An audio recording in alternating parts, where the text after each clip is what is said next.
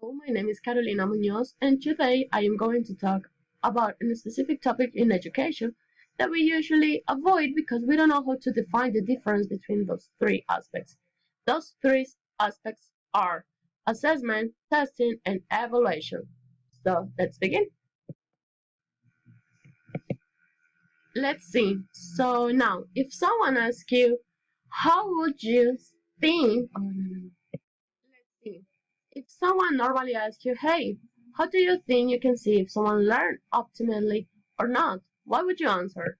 Not too long ago, I would have said that I could say if someone learned by taking a test and not with a lot of enthusiasm. To be honest, I would prefer to avoid the idea of taking a test, and with that idea, ignore the feelings that comes with it, the invalidation, the insufficient, the stress, the sadness that comes with taking a test. Or that's the way I saw it.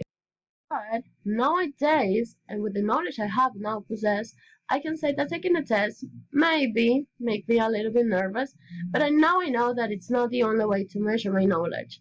Now I know that it's not the only way that I can say that I have learned or that I have not learned on a specific topic inside the classroom or in life in particular. Right now, I can say that I can measure if someone learned through a process of evaluation and a process of assessment and a process of testing with big emphasis on process because everything in education is a process and I have to take a lot into account in order to know if I have learned and if I have not learned, and not only by taking a test.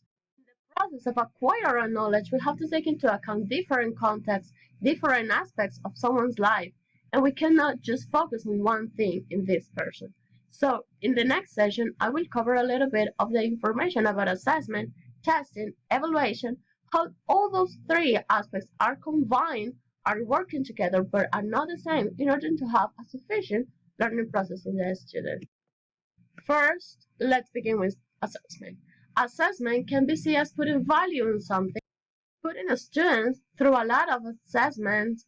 For some people, can mean that they have to do a lot of evaluation, a lot of homeworks, a lot of activity. And also can be seen as if the teacher would measure a student's presence inside the classroom through all these activities and things that a student can do or resolve. In reality, assessment is more than that. As Mousavi says, assessment is appraising or estimating the level of magnitude of some attribute of a student. Assessment is this aspect in the student's life where they start learning and they never stop. They start constructing knowledge, they start to learn, to unlearn, and to again form a new idea about a concept and something they can value as knowledge. This assessment will also include the fact that we can see in the student how they have evolved in their learning through a comment, through an answer, through a new use of a word that they didn't have before in their lexical knowledge. All of this integrated, the teacher will subconsciously appraise the student's evolving and process of learning. In this line of idea, assessment can be done in any moment, in any way, and continuously. It doesn't have a specific time to be applied. Taking into account that, we will divide assessment in two: formative assessment and summative assessment. So first, formative assessment will cover the idea and the moment inside the classroom where students will answer to a situation, apply their acquired knowledge based on an interaction or an activity that the teacher may have led. From this moment, students will receive a feedback. In this feedback, they will have comments that will serve them to look better into specific and detailed things about the learning. They, as students, will look that, will unlearn, will learn, and will construct again a significant knowledge. On the other hand, summative assessment will be applied at the end of a segment or a topic inside the classroom. On the other hand, summative assessment will be applied at the end of the development of a topic. In this summative assessment, the teacher will have developed and designed a series of questions that the students will have to answer optimally, to see and to value and to show that they have learned through all those classes where they receive feedback and where they have interact with the knowledge, with the classmates, and with the professors. That was assessment. Now we are going to move forward to the second pillar of this video, that is testing. Tests are probably the most feared aspect of education. The part of answer one question with one correct answer usually tend to scare the students and sometimes even lead for them to answer incorrectly that question, even probably they know that. People see tests as a way of measure someone or to prove someone's capability or as a way to try something in order to see if it works out or not. And it can be more formal and prepared way to apply an instrument. In this aspect, in this test, a lot of people just focus on tests. If you fail the test, you don't know, and if you pass the test, you know the topic. And sometimes it's not like that. Tests are more than just responding a question of a topic.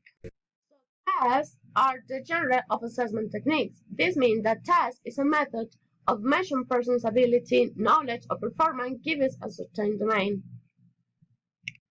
This means that students will answer questions, yes, but those questions have to be specifically designed by the person that has been with them the whole process, or a person that knows all they have gone through. This means that formative and summative assessment, they will have learned, they will have the feedback, they will have the processes where they can still construct it.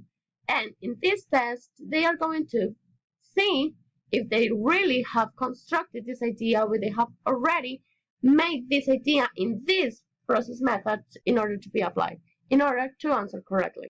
In this line of ideas, we can say that some tests measure general ability, where others focus on specific competences or objectives.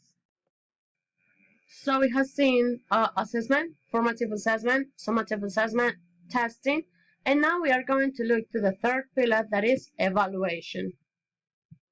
Evaluation not necessarily entail testing, rather evaluation is involved when the results of a test are shown and we start to value the academic process of the student. So you evaluate when you value the results in such a way that you convey the worth of the performance of the test taker. This means that evaluation involves the interpretation of the information that we have received from the two previous pillars, the assessment, the formative and the summative, and the test. That is the moment we can construct an evaluation. Now we can say that evaluation will help us to make decisions.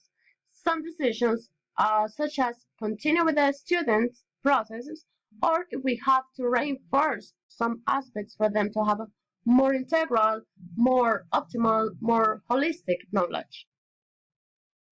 In conclusion, in order to have an integral and optimal learning process, it is important to include in the daily practice the correspondent and correct way of the three pillars of education.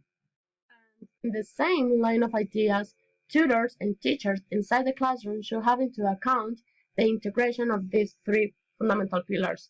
They have to take into account when is the correct moment to assess, when is the correct moment to test, and when is the correct moment to evaluate. And not only that, alongside of that, they have to take into account the social cultural context of the students, the academic aspects they have seen before. They have to take into account personal experiences of each person involved, and pedagogical aspects. We help the teacher to get more to the students so they can learn better and they have the opportunity to construct a significant knowledge.